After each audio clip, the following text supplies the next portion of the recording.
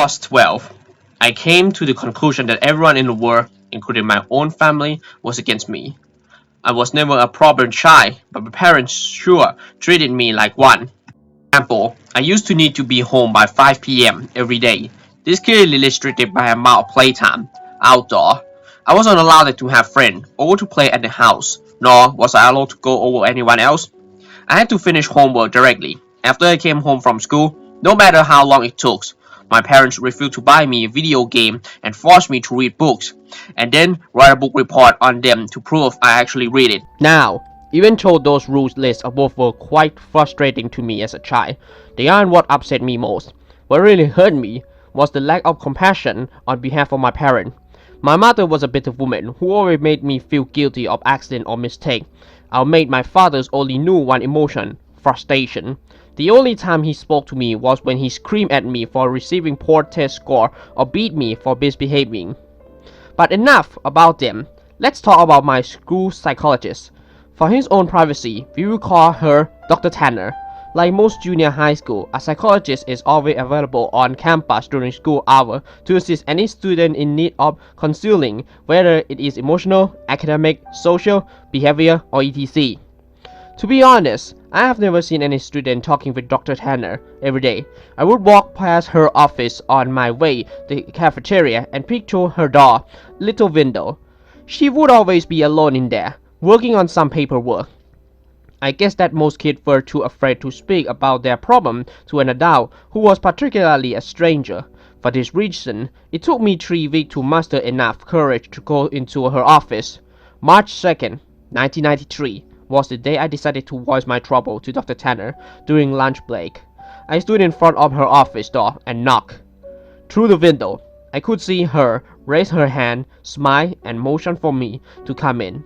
I did. She greeted me by introducing herself and asking for my name. Dr. Tanner was a very soft-spoken woman who seemed to eradicate kindness. In less than 30 minutes, I rumbled to Dr. Tanner about how mean my parents were to me and how they didn't care about me at all. After a while, my voice began to quater. I stopped speaking. The psychologist listened patiently to my whole spell, arm folded and head nodding. I have expected her to begin talking about how everything I had just said was untrue and that my parents loved me dearly and blah blah blah. But she didn't. Dr. Tanner leaned toward me with a grin on her face and said, "You know, I'm the best school psychologist in the world.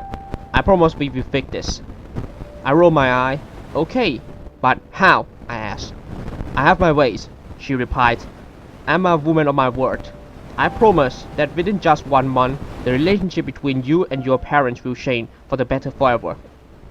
After a brief pause, she continued, "Otto, I do need you to make me a promise. You haven't to promise me that you'll come back to my office after school tomorrow and that you won't tell anyone that we had this conversation today. I'll be in your little secret. I promise."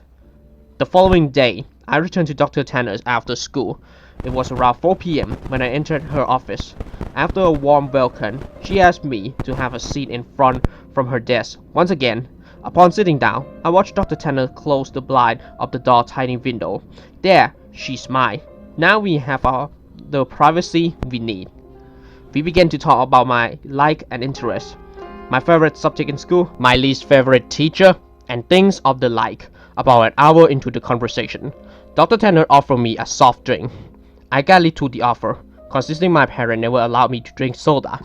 Dr. Tanner reached over to her mental fridge and fidgeted around before sitting down, 2 open cans of soda on the desk. Afterward, we continued to talk about what was going on in my life, but it wasn't long before I passed out from whatever drug Dr. Tanner placed in my drink.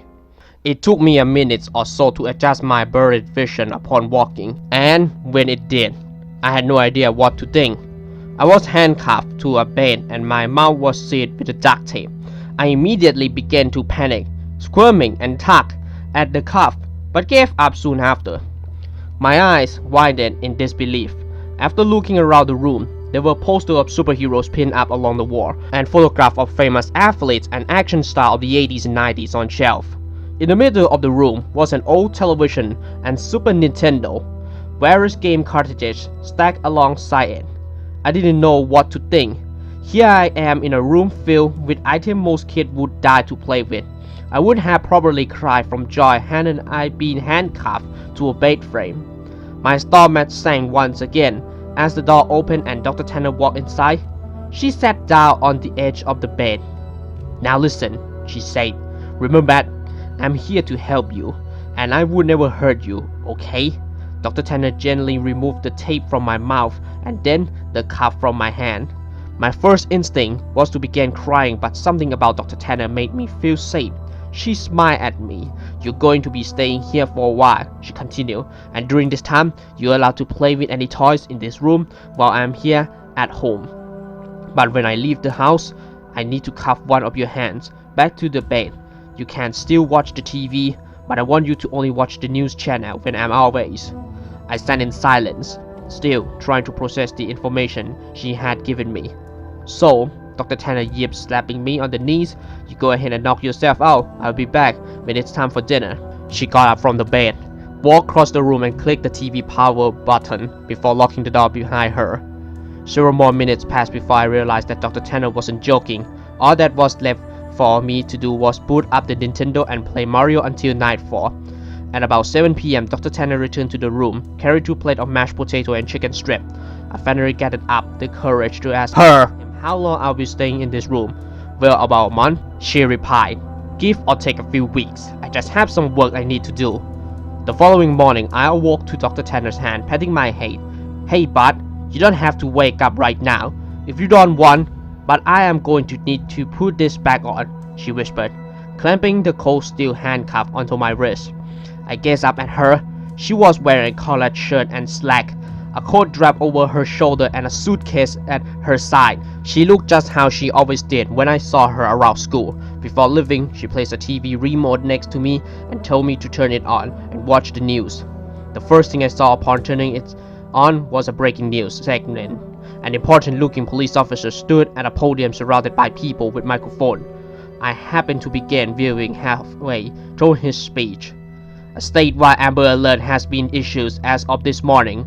We have several investigators working toward identifying potential abductor, but as if right now there is not much evidence. Faculty members state that the boy had been last seen around 4 or 5 in the evening on." I began to feel nauseous as a photograph of me appeared on the screen. It was my yearbook picture from last year. Caption for the photograph displayed my name and age, my school, and my town. Above my picture were alternating titles: FBI began search for child and kidnapping suspect unknown, and potential runaway. The live footage continued and 2 figures I soon recognized as my mom and dad stepped up to the podium. Both appeared to have rented eye. Tears streamed down my mother's face as she took hold of a microphone. I never seen so much emotion come from my mother before as she wept on live stream, settling on sentences such as "Please return my baby back to me," and "I'm so sorry," and "Please come home to us." When my father took the microphone, I nearly expected his attitude to be stone cold, but he too had tears in his eye. He prayed to the world to bring his son home safely and lastly begged for my forgiveness. "I know I haven't been the best father, but god damn it, do I wish I had been now. Please make my boy back." I turned the power off shortly after. My emotions were mixed, for I had never once seen my father cry. I felt miserable that my parents were being put through so much, but at the same time, I feel relief. I now know how much mom and dad love me. Nearly 4 weeks have passed and Dr. Tanner had been treating me with the utmost respect.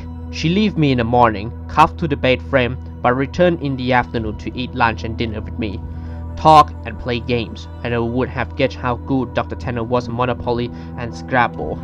But one morning, when Dr. Tanner woke me before heading off to work, I noticed a stern look on her face. I also realized that it was 3 hours earlier than when she usually wake me.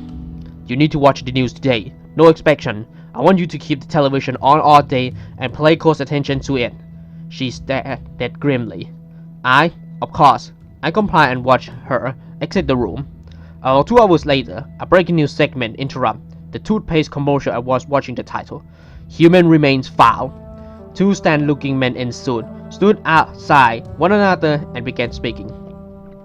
We are displeased to bring up such unfortunate news this morning regarding our missing child case from earlier this month.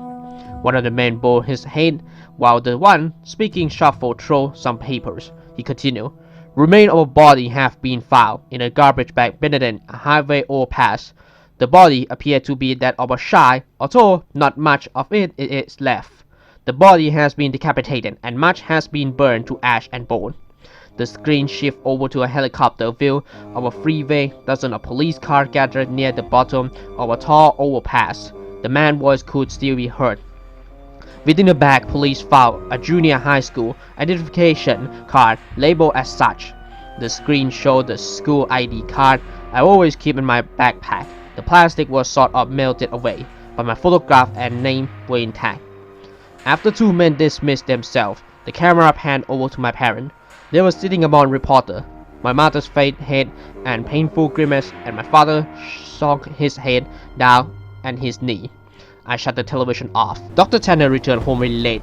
She hurried into the room, unlocked my cuff, and placed a bottle of LNP into my hand. She placed her hand onto my shoulder and smiled. "I made you a promise, didn't I?" I noted tears squirting their way out my eye. "You need to make me a promise again," she whispered. She told me that I need to drink all the water in the bottle. It would help me sleep, and that from here on, I am never to tell anyone that I ever met her. I promise. "I told you I'm the best school psychologist in the world, didn't I?" And she was right. I awoke later that night to find myself lying in the middle of the park, stars shining brilliantly across the night sky. I recognized the park. It wasn't too far from my school. A mile or so down the road, I saw my house. The lights were off inside, but I could make out my father sitting on the step, leaning to the front door. I hastily called out to him. He lifted his head slowly, but when he saw it was me, he sprang to his feet, ran toward me, arms open, yelling my name. My mother erupted from the house behind him. Dr. Tanner was right. Things have changed with my family, and my parents smile more often and treat me lovingly. I could not ask for a more perfect ending. Every now and then, I see Dr. Tanner on campus, talking to and from her office. Rarely do we ever make eye contact, let alone speak to one another. But sometimes, she shot me a wink and a smile. I always keep my promise to her and pretend I never meet her. But there will always be one question forever floating in my mind. Who did Dr. Tanner decapitate and throw off the overpass?